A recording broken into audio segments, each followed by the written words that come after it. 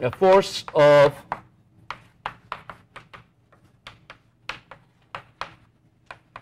a force of 2I hat minus 3J hat newtons drags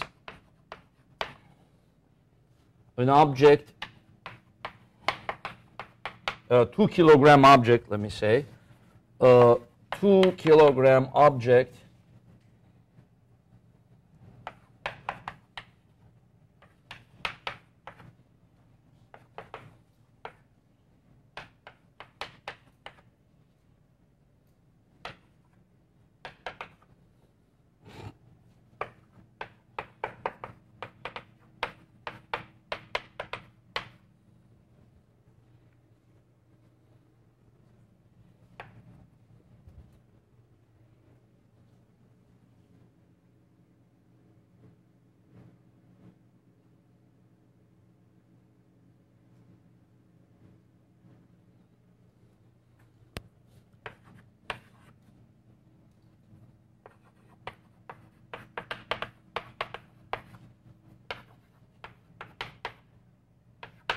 So a force of 2I hat minus 3J hat newtons drags a 2 kilogram object from 0, 0 to 15, 0 meters in a straight line. What is the work? What is the V final?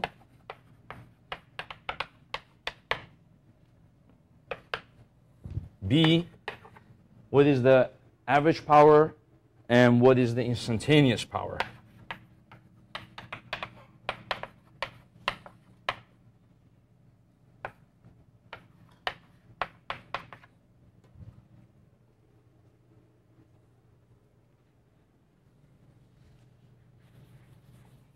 So you'll get to see how all these equations play roles in that.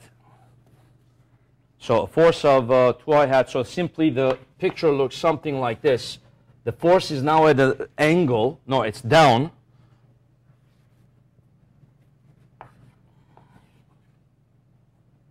And its weight is this way, the normal force is that way, right? So the normal force and the weight are just canceling again. And this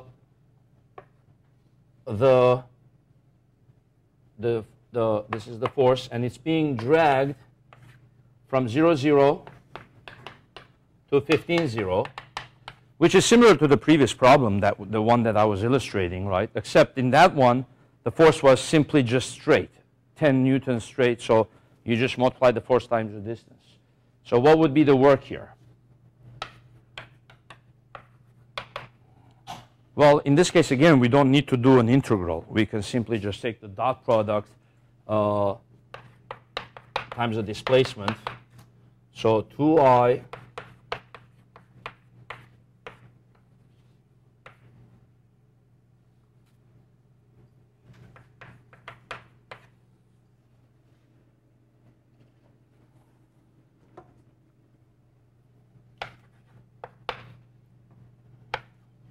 when you take the dot product, the J, it doesn't have anything there, right? So it's 0. So the J cancels. In other words, only the 2I does the work. The 3J doesn't do anything. The 3J just basically pushes it in and causes the normal force to increase, causes its apparent weight to increase. Okay? So it's 30 joules, right, the work. And then what is the final velocity? So set it equal to its changing kinetic energy. 30 is equal to half times 2 times V final squared. And V initial is 0. So V final square root of 30.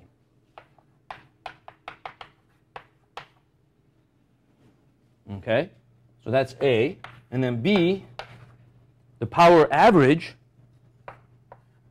Remember how I was saying power average is the total work done divided by the total time. So we don't know the time, but we could use the fact that V final is square root of 30. Let's see. We would have to find we could use this one here. Let's see.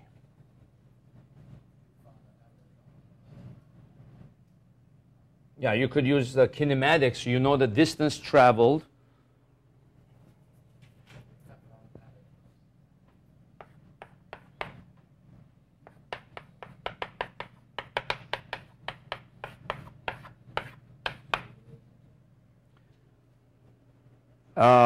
we could find the a, the acceleration, but I was trying to think about which equation, which of the four equations I don't need the a. Right? Remember, there's one of them that has the a missing. So that's the one that has the a missing. So the distance traveled is 15 meters. V initial is 0. V final is a square root of 30. So we could use that to find the t.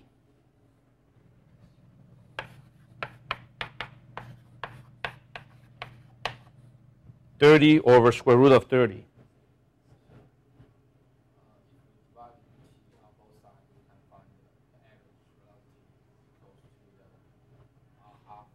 Exactly. Yeah. But what do you want to do with that? Get the average velocity times the force. By the average velocity. You could do that. Exactly. You could also do that. Times the average force times the average velocity. Dot product. Exactly. Yeah, you could do that. He's saying to get the power average, take the average force and dot product it with the average velocity. That's also true. Yeah. So this one is going to give us a square root of 30, right? For the time. Right? So the power average is going to be the work, which is, what was the work? 30 joules divided by the time.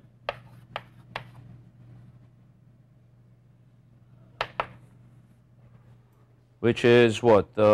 This is joules per second. So again, it's square root of 30. A lot of square root of 30s here. So that's going to be what? 5.48 watts. The instantaneous power is going to be the force dot product with the force times the velocity vector.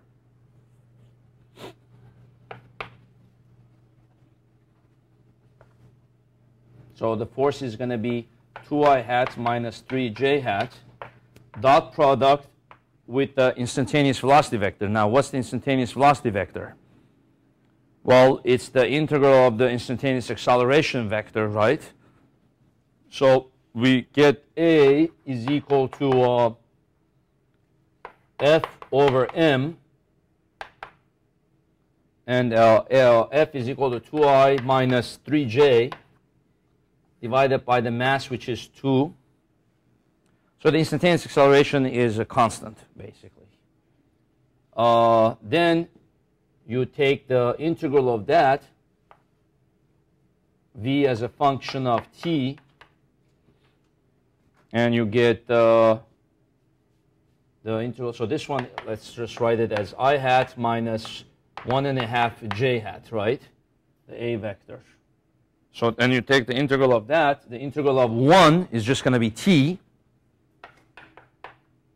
minus the integral of that 1.5 t j hat. So the velocity vector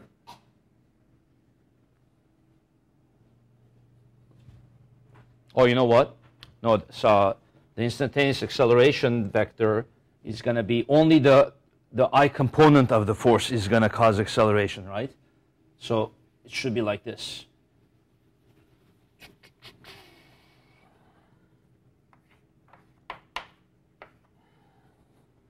Right?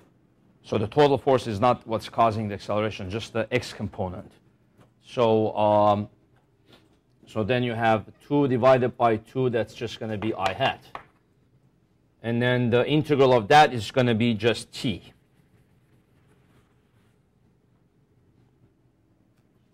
So that's the instantaneous velocity vector.